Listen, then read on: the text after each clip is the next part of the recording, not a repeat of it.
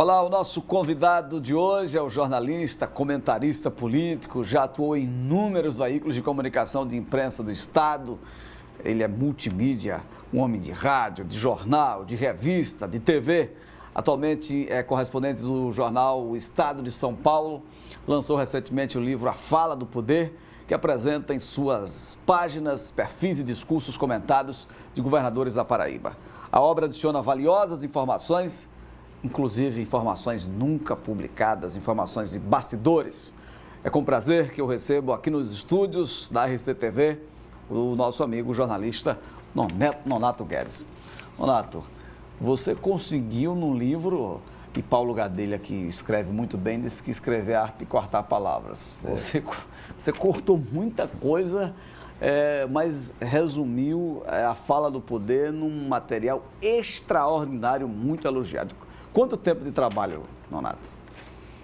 Rui, em primeiro lugar, obrigado a você pelo convite, pela oportunidade de estar conversando aqui sobre o tema do livro.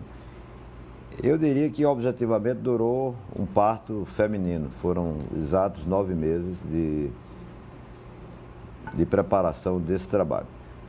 E a parte mais difícil foi exatamente a coletânea dos discursos de posse dos governadores. Por quê? Porque como a história memorialística da Paraíba é muito falha, então havia determinados lugares, como a própria Assembleia Legislativa, em que não existiam originais dos discursos de posse. Geralmente são pronunciados lá na Assembleia Legislativa. As transmissões de cargo é que geram discurso até de improviso no Palácio, aí é outra história. A minha preocupação era exatamente selecionar os discursos pronunciados na Assembleia, porque são discursos elaborados com antecedência, depois, no calor da vitória, mas aí, com certeza, o governante ele se toma de uma certa trégua, digamos, de uma semana ou mais do que isso, para poder balizar exatamente o que será a ação de governo, que é um pouco diferente da retórica de campanha. Então, esse foi o trabalho, a parte, digamos assim, mais difícil. Eu diria que a parte complementar foi exatamente a minha análise, a minha apreciação jornalística, que não me causou muito transtorno, exatamente porque eu já tinha conhecimento, mais ou menos, de episódios, apenas acrescentei alguns que não havia revelado em nenhuma das colunas publicadas em qualquer dos veículos de comunicação da Paraíba ou em qualquer matéria jornalística assinada. Marcondes Gadelha, que aliás faz o prefácio do livro, ele diz que não existe discurso de improviso. E olha que ele é um brilhante orador, mas ele, conversando uma vez comigo, disse: olha, Rui, não existe esse negócio de discurso de improviso. Eu vou fazer um discurso, eu me preparo mentalmente, quer dizer, mesmo falando sem um papel, aquilo tem um certo sentido. Eu fiquei com a curiosidade, que é perspicaz, de quem é uma figura, por exemplo, eu gosto de ser um repórter apurador. Quem é que estava por trás desses discursos desses líderes aí que você mostra? Ou algum deles não precisava dos famosos ghostwriters? Rui, é uma resposta que eu não consigo atender nesse livro. E a hora que eu procurei realmente algumas pessoas, alguns amigos meus, alguns intelectuais, para tentar identificar, até com o objetivo de dar o crédito devido a essas pessoas, que são profissionais, acionados exatamente para traduzir as ideias dos governantes.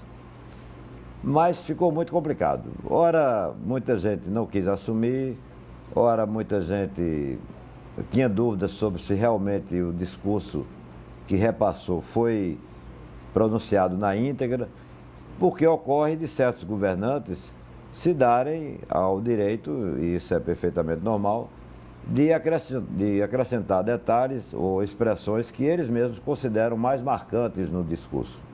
Eu estou falando aí no discurso lido, naquele que é apresentado e que fica guardado nos anais, por exemplo, da Assembleia e aí, por exemplo, da Fundação Casa de José Américo e outras instituições, além do próprio Palácio da Redenção. Então, não deu para identificar. A gente nota, tem uma certa suspeita mas realmente não consegue.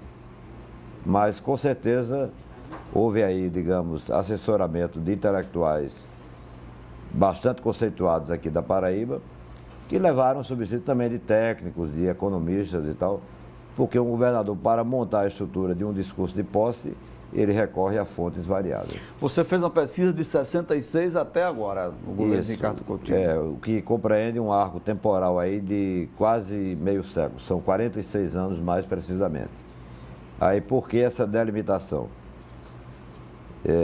João Agripino, que foi empossado em 66, ele foi eleito em 65, empossado em 66, ele foi o último governador eleito pelo voto popular em plena ditadura militar, porque a ditadura já tinha sido instalada em 64. Ele foi eleito em 66, ainda pelo voto popular. E a partir daí seguiram-se os chamados biônicos, como eram tratados os governadores indiretos, que eram escolhidos diretamente pelo Palácio do Planalto, ou pela cúpula lá do Palácio do Planalto. Aí seguem-se Hernani Sátiro, Ivan Bichara e Tarcísio Buriti, E aí, em 82, nós temos a restauração da democracia, e aí temos o Wilson Braga já no governo do Estado pelo voto popular. Temos em 86 a volta de Buriti pelo voto popular, já disputando pelo PMDB, derrotando Marcondes Gadelha.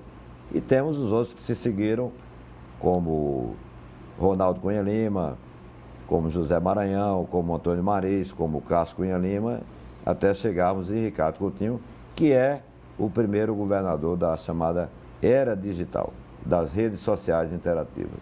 Ô, Nonato, atribuem ao poeta Caixa d'Água, de saudosa memória, a frase de que governo é para sofrer. Não sei se... Não era Caixa d'Água, era Mocidade. Mocidade, aliás. O governo é para sofrer.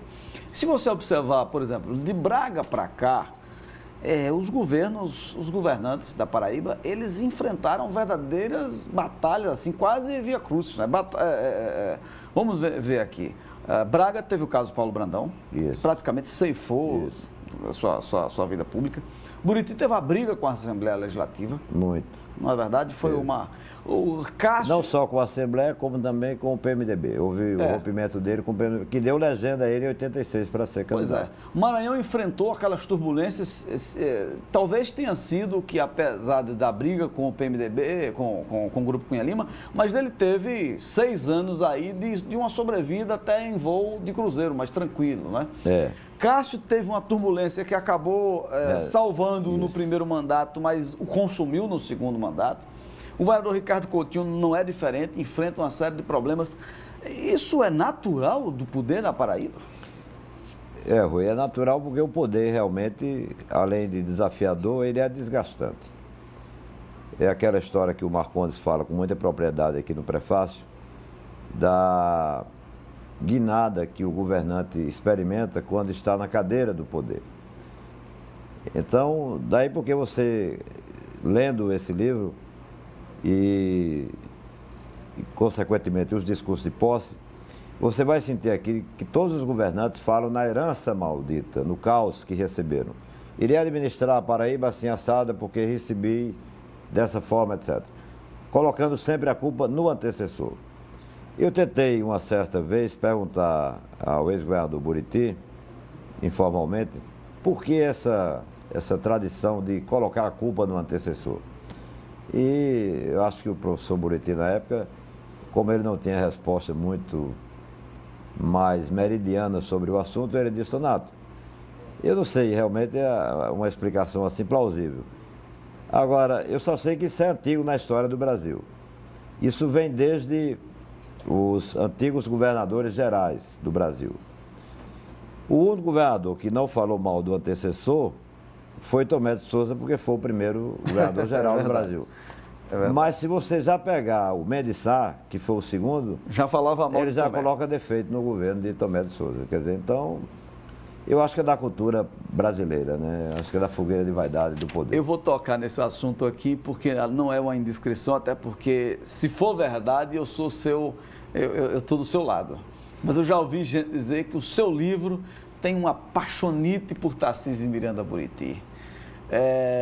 e que eu, aliás, considero um dos grandes benfeitores dessa Paraíba inteira. O que você diz quando as pessoas colocam isso? Veja bem, aí fica meio complicado porque como eu tenho admiração também por Antônio Marisi, fica muito explícito no livro, porque é besteira, você termina de uma forma ou de outra traindo algumas, digamos, aliterações pessoais ou, sei lá, ou até tendências ou preferências pessoais.